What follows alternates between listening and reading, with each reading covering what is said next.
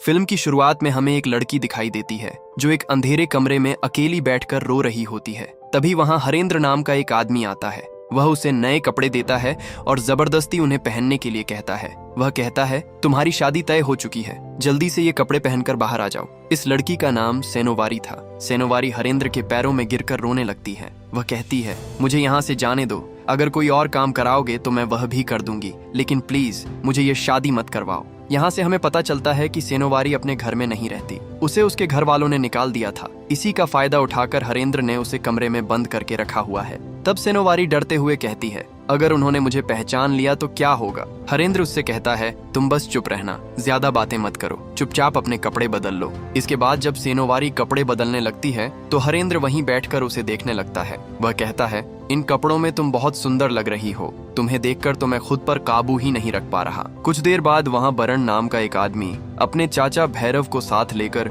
सेनोवारी को देखने आता है। सेनोवारी को देखकर बरण शर्माने लगता है क्योंकि उसे बहुत जल्द एक खूबसूरत पत्नी मिलने वाली थी। बरण कहता है, मुझे ये लड़की बहुत पसंद आई है, क्या इसके कोई कागजात हैं? ये सुनकर हरेंद्र कहता है, अरे दोस्त, अगर पहले ही ये बात बता देते तो इतना समय बर्बाद नहीं होता। मैं तुम्हारे लिए कोई दूसरी लड़की ढूंढ देता, लेकिन हाँ, उसके लिए ज्यादा पैसे देने पड़ते। ये सुनकर चाचा भैरव बरण को डांटने लगते हैं। तब हरेंद्र कहता है, तुम लड़की से शादी कर रहे हो, उसके कागजों से नहीं। लेकिन बरण कहता है, अगर शादी के बाद ये भाग गई तो मैं क्या करूंगा? पुलिस में शिकायत करने के लिए कुछ कागज तो चाहिए होंगे। इसका पता क्या है? इसके माँ बाप कहाँ रहते हैं? ये सब जानना भी जरूरी है ना? तब हरेंद्र कहता है, एक औरत हमेशा मर्द के पैरों के नीचे रहती है, वह हमेशा घर में रहेगी और घर का काम संभालेगी। यहाँ हमें पता चलता है कि बरण ने अपनी शादी के लिए अपनी जमीन बेचकर 50,000 रुपये इकट्ठा किए थे, इसीलिए वह पैसे देने में हिचकिचा रहा था। बचपन में उसके माता पिता की मौत हो गई थी, उसके बाद उसके चाचा ने ही उसकी परवरिश की थी,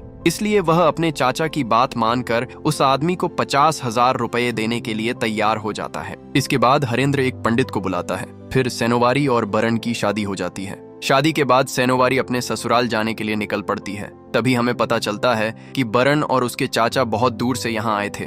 जब वे अपने गांव की तरफ लौटते हैं तो सेनोवारी बहुत डरी हुई होती है, लेकिन दूसरी तरफ बरण शादी करके बहुत खुश था क्योंकि गांव के लोग हमेशा उसका मजाक उड़ाते थे कि उसे कभी पत्नी नहीं मिलेगी। जब बरण अपनी पत्नी को लेकर घर जा रहा होता है तब गांव वाले उन्हें देखकर उसकी खूब तारीफ करते हैं। गांव वाले उसके चाचा से कहते हैं, आपने बरण की शादी बहुत अच्छी लड़की से करवाई है। इस पर उसके चाचा कहते हैं, यह मेरा फर्ज था, मेरा जो कुछ भी है वह सब उसी का है। उसकी शादी करवा कर मैंने अपनी जिम्मेदारी पूरी कर दी, अब बस अपने घर में आराम करने की बारी है। इसके बाद भैरव गांव के कुछ शराब पीने वाले लोगों के साथ बैठकर बातें करने लगता है। उनकी बातों से हमें पता चलता है कि उनके गांव में लड़कियों की बहुत कमी है, इसी वजह से ज्यादातर लड़कियां बाहर से लाई जाती हैं और फिर वे कभी इस गांव से जा नहीं पाती। इस गांव के लड़के पैसे इकट्ठा करके लड़कियों को खरीद कर लाते हैं। उधर गांव की कुछ औरतें सेनोवारी को देखकर उसकी तारीफ करने लगती हैं। वे कहती हैं कि वह बहुत सुंदर है। फिर वे उसे अपने पति को खुश रखने की सलाह देती हैं। वे कहती हैं, तुम्हारा पति जो भी कहे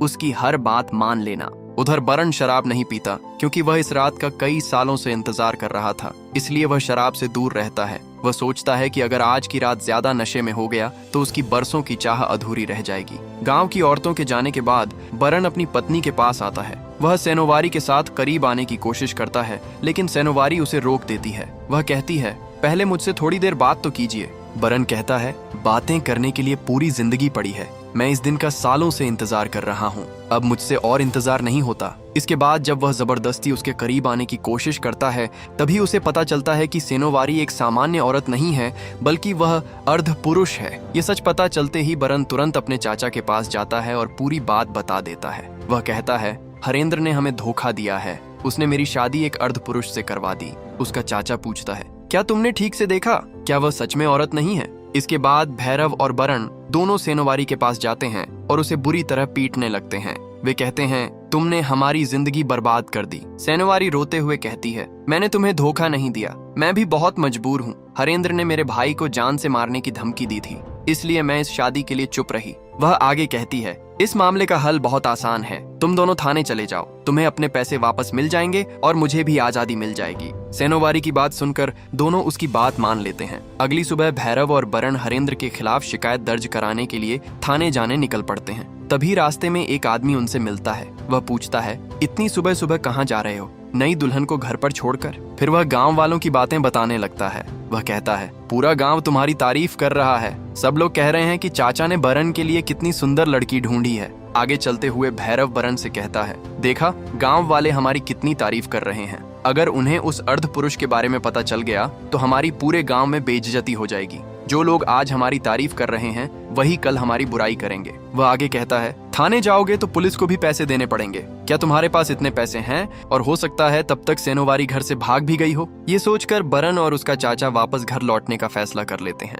उधर सेनोवारी पूरे घर की अच्छी तरह सफाई कर चुकी होती है। घर का सारा काम निपटाने के बाद वह खाना भी बना लेती है। घर की साफ सफाई देखकर दोनों हैरान रह जाते हैं। वे सोचने लगते हैं कि यह अर्ध पुरुष अभी तक घर छोड़कर गया क्यों नहीं। जैसे ही वे घर के अंदर आते हैं, सेनोवारी उनके लिए खाना परोस देती है। यहाँ से हमें समझ में आता है कि इस घर में कोई औरत नहीं थी। ऐसे में पहले खाना कौन बनाता था और ये लोग कैसे खाना खाते थे। जब भैरव खाना खाता है तो उसे वह बहुत स्वादिष्ट लगता है। वह बरन की तरफ इशारा करता है और उसे भी खाना खाने के लिए कहता है। कुछ देर बाद भैरव बरन से कहता है, क्या तुम पागल हो गए हो? इसके हाथ की बनी रोटियां देखो, घर की हालत देखो। इसने पूरे घर को कितनी खूबसूरती से साफ कर दिया है। इसे घर का हर काम आता है। वह आगे कहता है, अब हमारे लिए दो बातें सबसे ज्यादा जरूरी हैं। पहली, यह अपने पति का अच्छी तरह ख्याल रखे, उसे हमेशा खुश रखे, और दूसरी, उसे एक बच्चा दे। घर के बाकी कामों की देखभाल करना।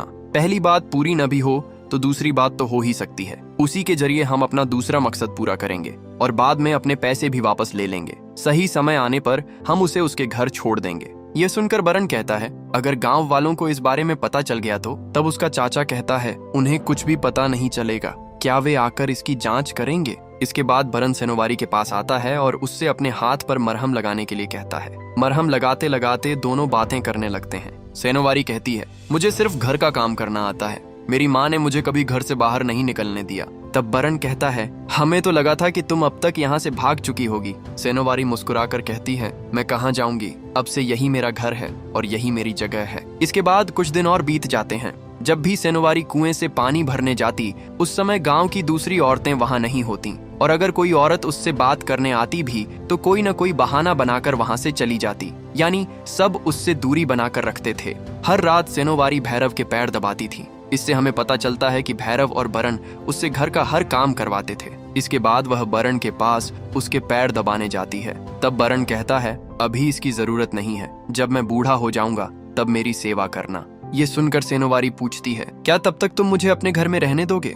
बरन इस बात का कोई जवाब नहीं देता और बात बदलकर उससे अपने हाथ दबाने के लिए कहता है। बातों बातों में दोनों अपनी अपनी जिंदगी के बारे में बात करने लगते हैं। सेनोवारी कहती है, मेरी माँ के मरने के बाद मेरे चाचा ने मेरी देखभाल की थी, लेकिन बाद में उन्होंने मुझे हरेंद्र के हाथ बेच दिया क्योंकि वे मुझे पसंद नहीं करते थे। सिर्फ मेरा छोटा भाई ही मुझसे बहुत प्यार करता था और मैं भी उससे बहुत प्यार करती हूँ। वह आगे कहती है, यहाँ भी कोई मुझे अपना नहीं मानता। मैं जानती हूँ कि गांव की औरतें मुझसे बात करने से बचती हैं। बचपन में भी लड़कियां मुझे देखते ही भाग जाती थीं, जैसे मुझे कोई बीमारी हो। फिर बरन उससे पूछता है, क्या तुम मेले में चलोगी? ये सुनते ही सेनोवारी बहुत खुश हो जाती है। वह कहती है, सच में तुम मुझे मेले में ले जाओगे? तुम्हारे चाचा तुम्हें कुछ नहीं कहेंगे? बरन मुस्कुराकर कहता है, तुम इसकी चिंता मत करो, मैं सब संभाल लूंगा। इसी तरह दोनों देर तक बातें करते रहते हैं। अगले दिन बरन मेले में कपड़े बेचने के लिए निकलने वाला होता है, लेकिन वह अचानक गिरने का नाटक करता है। फिर कहता है कि उसकी पीठ में बहुत दर्द हो रहा है और अपने चाचा से साथ चलने के लिए कहता है।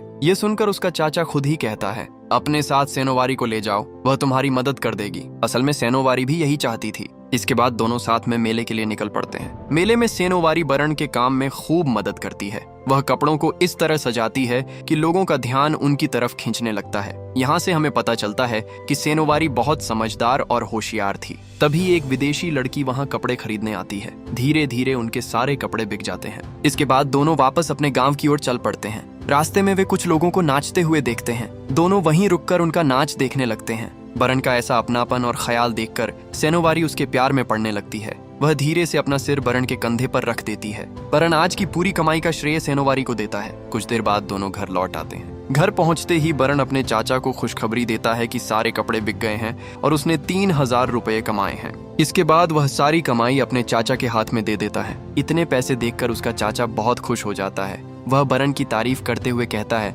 तुम अब बहुत समझदार हो गए हो, जाओ अंदर जाकर कपड़े बदल लो। फिर वह सेनोवारी से कहता है, जाओ मेरे लिए खाना लेकर आओ। सारे काम खत्म करने के बाद जब सेनोवारी कमरे में जाती है तो देखती है कि बरन उसका इंतजार कर रहा है। मेले से बरन ने उसके लिए एक जोड़ी बालियां खरीदी थीं। वह मुस्कुराते हुए वही बालियां सेनोवारी को दे देता है। वह सेनोवारी से कहता है कि उसने सारी कमाई खर्च नहीं की, बल्कि सिर्फ आधे पैसे ही खर्च किए हैं। इसके बाद बरन अपने हाथों से वह बालियां सेनोवारी को पहनाता है। इसी पल दोनों एक दूसरे के और भी करीब आ जाते हैं। अगले दिन सेनोवारी बरन के लिए खेत में खाना लेकर जाती है। वहीं वह उनके घर को सजाने के लिए उसके लिए एक सुंदर सी तस्वीर भी बनाती है।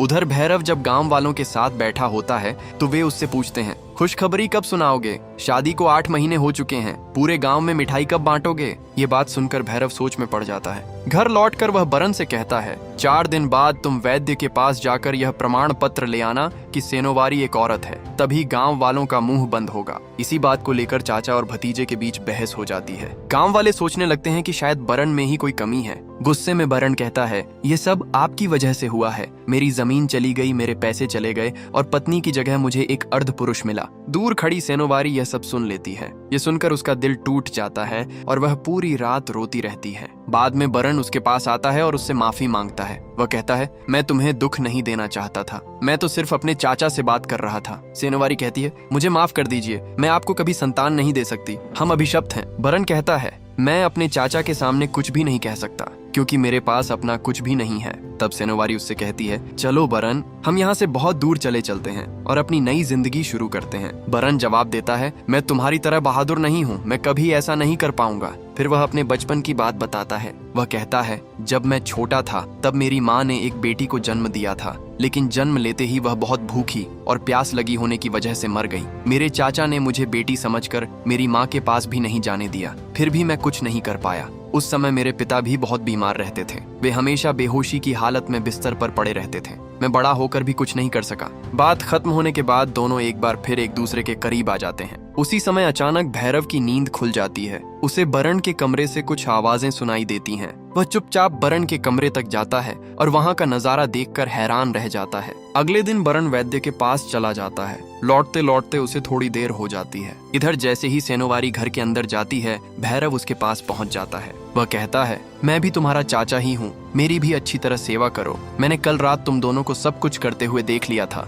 जो तुम बरन के साथ करती हो वही मेरे साथ भी करो। ये सुनकर सेनोवारी अपनी इज्जत बचाने की कोशिश करती है, लेकिन भैरव जबरदस्ती उसके सिर पर वार कर देता है, जिससे वह बेहोश होकर गिर जाती है। जब बरन घर लौटता है तो सेनोवारी की हालत देखकर हैरान रह जाता है। सेनोवारी उसके साथ हुई सारी घटना उसे बता देती है। ये सुनते ही बरन गुस्से से आग बबूला हो जाता है। वह अपने चाचा के पास जाता है और उसे बुरी तरह पीटने लगता है। वह चिल्लाकर कहता है, तुमने मेरी पत्नी के साथ ऐसा कैसे किया? वह कोई औरत नहीं बल्कि एक अर्ध पुरुष है, फिर भी तुम्हें ऐसी हरकत करते हुए शर्म नहीं आई? दोनों की लड़ाई देखकर गांव के लोग वहां इकट्ठा हो जाते हैं। तब भैरव सारा इल्जाम बरन पर डालते हुए कहता है, इसने मुझे अंधेरे में रखा, इसकी पत्नी कोई औरत नहीं बल्कि एक अर्ध पुरुष है। वह आगे कहता है, कल रात जब मैंने इसे जबरदस्ती पकड़ने की कोशिश की तब इसने सारा दोष मेरे ऊपर डाल दिया।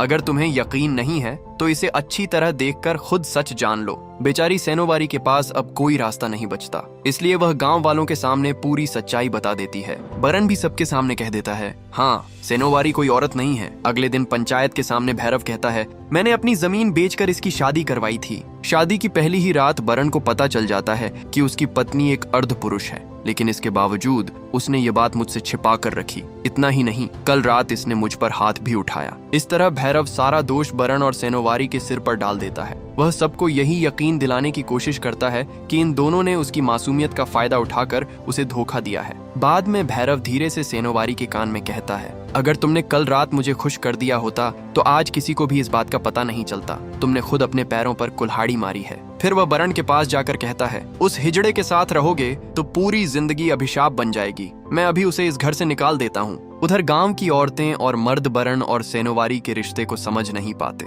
वे दोनों का मजाक उड़ाते हैं और बरन को अर्ध पुरुष का प्रेमी कहकर बुलाने लगते हैं। यह सुनकर बरन गुस्से में कहता है, मैं किसी अर्ध पुरुष का प्रेमी नहीं हूँ। बरन की यह बात सुनकर सेनोवारी का दिल टूट जाता है। फिर भी वह नहीं चाहती थी कि बरन की इज्जत पर कोई आंच आए, इसलिए वह पंचायत के सामने कह देती है, बरन मुझसे प्यार नहीं करता। शादी की पहली रात मैंने ही उसके पैरों में गिरकर उससे माफी मांगी थी। मैंने ही उससे विनती की थी कि मुझे इस घर में रहने दे। सिर्फ मेरी विनती की वजह से ही वह अब तक चुप था। इस तरह सेनोवारी सारी गलती अपने सिर ले लेती है। इसके बाद पंचायत अपना फैसला सुनाती है। पंचायत कहती है कि बरन अपने चाचा के पैरों में गिरकर माफी मांगेगा और उसी समय सेनोवारी को भी यह गांव छोड़ना होगा। इसके बाद बरन अपने चाचा के पैरों में गिरकर माफी मांगता है। बरन का प्यार इतना कमजोर निकला कि वह अपने प्यार के लिए एक कदम भी आगे नहीं बढ़ा सका, लेकिन सेनोवारी तो उसे पूरे दिल से चाहती थी। आखिरकार कोई रास्ता न देखकर, दिल में गहरा दर्द लेकर सेनोवारी उस गांव को छोड़कर चली जाती है। तो क्या बरन और सेनोवारी की प्रेम कहानी यहीं खत्म हो गई? गांव छोड़ने के बाद सेनोवारी एक बस स्टैंड पर पहुंचती है और बस का इंतजार करने लगती है। तभी हम देखते हैं कि मुंह छिपाकर बरन उसके पास आता है। उसे देखकर सेनोवारी हैरान भी हो जाती है और बहुत खुश भी। वह उससे पूछती है, आप तो कह रहे थे कि आप मुझसे प्यार नहीं करते। बरन मुस्कुराकर कहता है, हाँ, मैं तुमसे प्यार नहीं करता, मैं तुम्हारे दिल से प्यार करता हूँ। दोनों बातें करने लगते हैं और फैसला करते हैं कि वे यहाँ से बहुत दूर चले जाएंगे और एक नई जिंदगी की शुरुआत करेंगे। लेकिन तभी अचानक सेनोवारी चौंक जाती है। वह देखती है कि उसके सामने बरन नहीं बल्कि कोई दूसरा आदमी खड़ा है। दरअसल वह सिर्फ अपनी कल्पना में बरन को देख रही थी। वह आदमी कहता है, तुम वही अर्ध पुरुष हो जो लोगों को औरत बनकर धोखा देता है। इतने में वहाँ बस आ जाती है। हजारों अपमान अपने दिल में लिए सेनोवारी बस में चढ़ जाती है, लेकिन अब उसके सामने एक नया सवाल खड़ा हो जाता है। वह सोचने लगती है कि आखिर उसे कहाँ बैठना चाहिए, मर्दों के साथ या औरतों के साथ। कोई जवाब न मिलने पर वह बस के फर्श पर ही बैठ जाती है। तभी कंडक्टर उसके पास आकर कहता है, उठो, अपनी जगह जाकर बैठो। यह सुनकर सेनोवारी ताली बजाने लगती है और कहती है, हम हिजड़े हैं, हमारे जैसे लोगों के लिए कहीं भी कोई जगह नहीं होती। और इसी दर्दनाक पल के साथ यह फिल्म यहीं खत्म हो जाती है।